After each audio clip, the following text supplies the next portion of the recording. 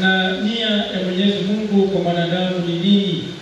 Ndio maana tunasikia kuanzia kitabu cha Mwanzo, tangu uumbaji wa mwanadamu, Mungu alisema ni vema muumba mwanadamu, alifurahia.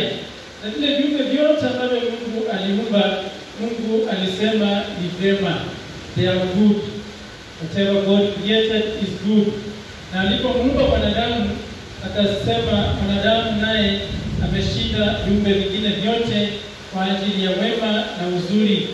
Ndio maana mwanadamu anaumbwa kwa sura na mfano wa Mwenyezi Mungu, ili mwanadamu aweze kuendeleza ule wema wa Mwenyezi Mungu.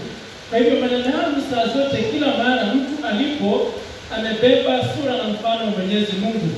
Kwa hivyo ndio maana sisi kama Wakristo tunapokosa, tunapoishi kinyume na sheria na amri za Mwenyezi Mungu, tunapomwasi Mwenyezi Mungu, ni kwamba tunapoteza huo Mungu ambao tulio nao. Ndio maana mwanadamu akitenda mambo mengine mabaya sana, maovu sana, anaitwa mnyama, kwa sababu amekosa utu, amekosa ubinadamu. Na huo utu na ubinadamu tunautoa kwa Mwenyezi Mungu mwenyewe. Ndio maana hatufananishwi na viumbe vingine kama wanyama au mawe. Mtu akiwa na moyo mgumu, nasema ana moyo wa jiwe. Akiwa ni mbaya sana, nasema yeye ni mnyama. Wengine tunawaita mbwa. Kwa nini? Kwa sababu wamepoteza huo mfano katika ile sura na mfano ya Mwenyezi Mungu. Wameweza kuipoteza hasa kupitia maisha ya dhambi. Ndio maana Mungu kwa ajili ya upendo wa mwanadamu amesafiri sana kwa taifa lake teule la Israeli. Ameweza kulitoa taifa hili ili Mwenyezi Mungu aweze kuonyesha upendo wake, ili nao waweze kumwelewa Mungu, na ulimwengu mzima kupitia taifa hili, ulimwengu mzima uweze kumrudia Mwenyezi Mungu. Ndio maana ameweza kutenda kazi nyingi kati yao, jinsi tunavyosoma katika vitabu vya Agano la Kale.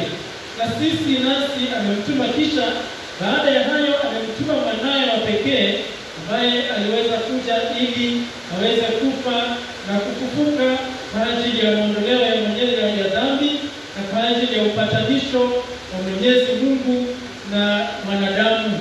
Kwa hivyo Kristo amekuja kama chanzo ama chombo cha upatanisho kati yetu na Mwenyezi Mungu. Ndio maana sisi ambao ni Wakristo, sisi ambao tunabatizwa katika Kristo, tunabatizwa katika kifo na kufufuka kwa Kristo. Kwa hivyo tunakuwa watu wapya, taifa mpya, taifa teule, ambalo jinsi Mungu ameteua taifa la Israeli, nasi pia tunateuliwa kama taifa. Kila mara tunapoishi tunafaa kuwa na ile sura ya kimungu na kuonyesha ule wema wetu kama Wakristo. Kwa hivyo Kristo anafaa kuwa mtu mwema, kuwa mtu mzuri. The Christian should be good and should be an ambassador of all that is good. So kila kitu chema katika ulimwengu kinafaa kutoka kwetu sisi, kwa sababu sisi ni taifa la Mwenyezi Mungu, na hatuwezi tukakuwa taifa la Mwenyezi Mungu iwapo hatutembei katika kanuni za Mwenyezi Mungu. Na sheria za Mwenyezi Mungu ni zipi? Kumpenda Mungu na kumpenda jirani.